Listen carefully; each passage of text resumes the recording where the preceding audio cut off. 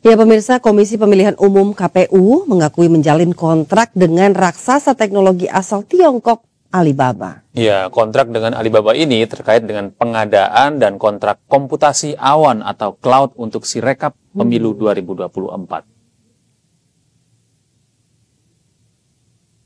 Pengakuan KPU terkait kerjasama dengan Alibaba terungkap dalam sidang lanjutan sengketa informasi antara Yayasan Advokasi Hak Konstitusional atau Yakin dan KPU di Kantor Komisi Informasi Pusat atau KIP pada 13 Maret 2024 di Jakarta.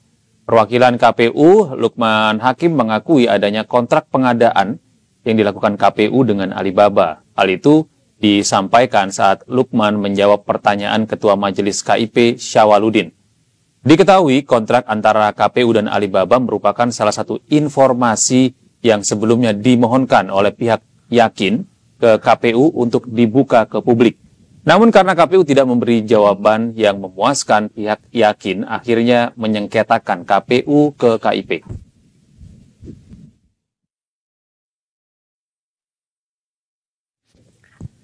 Dan untuk membahas mengenai pernyataan KPU terkait kerjasama pengadaan cloud Sirekap, sudah bergabung bersama kami pakar telematika Roy Suryo. Selamat pagi menjelang siang, Mas Roy. Akhirnya KPU mengaku ini bahwa ada kerjasama.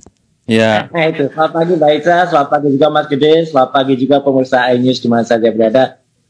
Akhirnya, saya bilang akhirnya ya, meskipun ini bukan akhir ya, karena ini sebenarnya baru indikasi awal dari nanti terbongkarnya beberapa kepalsuan atau kebobrokan yang lain dari KPU. Saya harus bilang begitu.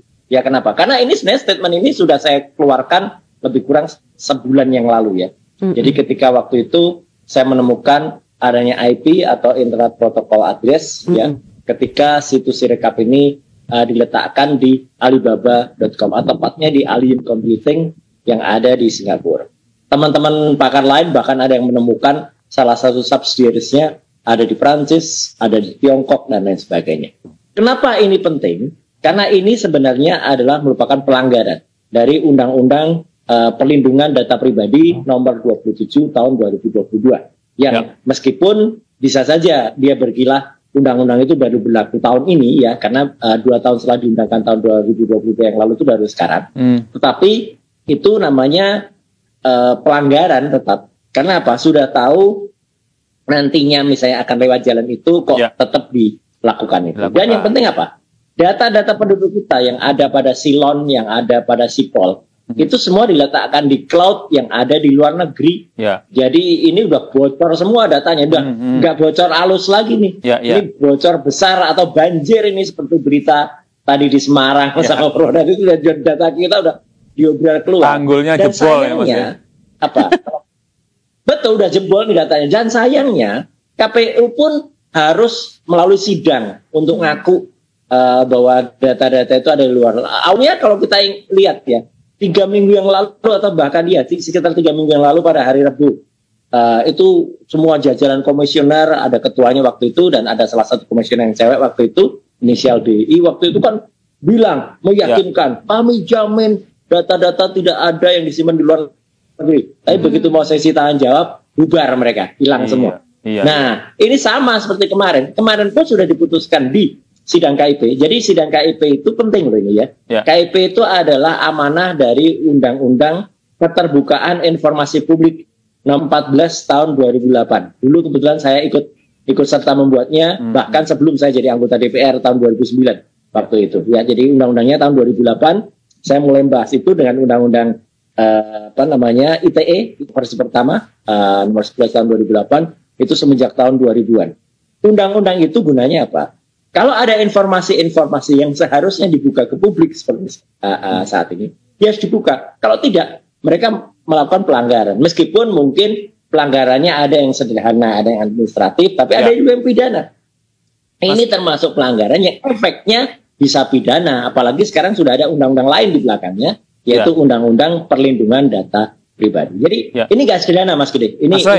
Ini persoalan besar yang nantinya akan menimbulkan distrust masyarakat kepada hasil dari KPU. Iya, dugaan Anda Mas Roy, kenapa sih KPU ini menyembunyikan informasi bahwa servernya itu tidak ada kerjasama dengan pihak luar sehingga data kita itu tidak bocor keluar? Ya, ini juga yang saya ungkap dalam tulisan terakhir saya ya, bahwa KPU semakin bujar, ambyar gitu ya. Kenapa? Karena sebenarnya ini merupakan cikal bakal dari kebohongan yang kecil yang nantinya akan menjadi kebohongan besar, dan itu akan membuat tadi saya bilang apa? Distrust, ketidakpercayaan publik terhadap hasil dari KPU. Ini berbahaya. KPU itu membahayakan bukan hanya dirinya sendiri. Kalau membahayakan dirinya sendiri aja nggak apa-apa, membahayakan masyarakat dan membahayakan demokrasi kita. Semacam yang diteriakkan 2 hari yang lalu oleh teman-teman Universitas Gadjah Mada yang saya juga ada tadi dalam itu. Ya, artinya apa? Artinya adalah bahwa hasil dari pemilu nanti itu sangat bisa, saya tidak menakut-nakuti, sangat bisa tidak dipercaya oleh masyarakat. Karena apa? Karena awal mereka meletakkan atau kerjasama sistemnya saja udah nggak benar. Awalnya padahal bagus banget loh. Awalnya ini tahun 2021 ada MOU antara KPU dengan salah satu kampus besar ternama di Bandung ya. Dan kemudian sekarang MOU itu setelah terungkap, kemudian udah banyak nih yang juga saya tulis barusan. Udah banyak nih protes internal sendiri, bahkan Ikatan Alumni ITB sendiri itu sudah mempertanyakan rektor Kenapa, agar rektor itu mengaku buka semua ada apa di balik itu, karena mereka tidak rela. Saya yang bukan lulusan ITB saja itu tidak rela bahwa kampus besar Bandung yang menjadi kebanggaan Indonesia, Bung Karno pernah kuliah di Technical Hogeschool ke Bandung ya, ITB itu menjadi seolah-olah saya bilang seolah-olah terlibat dalam kasus. Padahal saya yakin itu nggak terlibat. Kenapa saya bilang terlibat? Kalau kita ikuti diskusi-diskusi di iNews, di Sindo, di MNC dan sebagainya, kan sering banget ada hal teknis, misalnya partai yang tiba-tiba ada yang partai tertentu yang melonjak besar, ada partai lain yang dikurangi suaranya, ada hilang Mas Gede dan juga Mbak Ica. Itu kan hal kayak gitu secara teknis itu nggak mungkin terjadi gitu loh. Itu nggak mungkin karena mesin itu is a machine. Machine is a machine.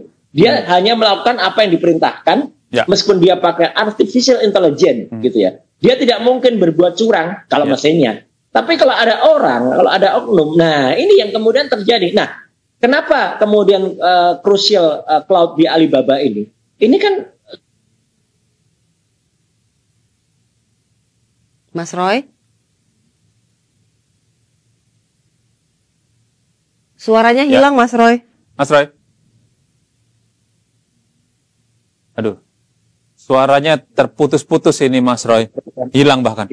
Ya. Yang bisa kemudian digunakan untuk berbuat curang. Itu krusialnya, Mas. Gitu. Dan mereka tuh sebenarnya kemarin di sidang yang ada di KIP itu meskipun ngaku, tapi mereka tetap nggak mau buka loh. Iya, gitu. Gamblang begitu ya, Mas Roy ya. Mungkin ini terakhir, Mas Roy. Dengan adanya fakta yang disampaikan di persidangan bahwa memang ada kerjasama dengan server luar, dalam hal ini Alibaba, begitu ya. Atau Alibaba. Kemudian apa dampaknya terhadap pemilu kita di tahun 2024 ini, dan ketika nanti ada pemenangnya sudah secara legitimate ada begitu ya, apa nih dampaknya nih, Mas Roy?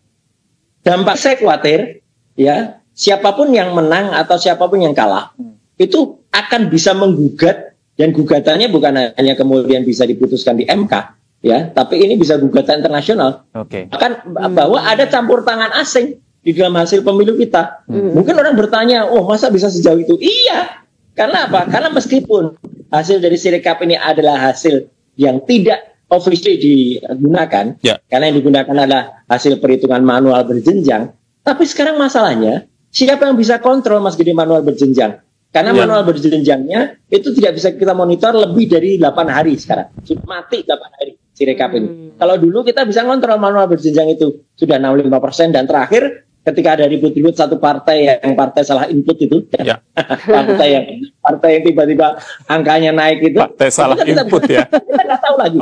Berapa persen posisi partai salah input itu. Ya kan gitu. Kan itu kan bisa tiba-tiba sudah di atas parliamentary threshold. Nah, udah ini akan sangat membuka peluang, dan tidak boleh kemudian nanti MK menolak laporan yang gugatan yang jauh lebih besar daripada hal yang seharusnya. Kenapa? Ini jelas kalau sudah ada intervensi asing Saya sebut sudah ada intervensi asing semacam ini.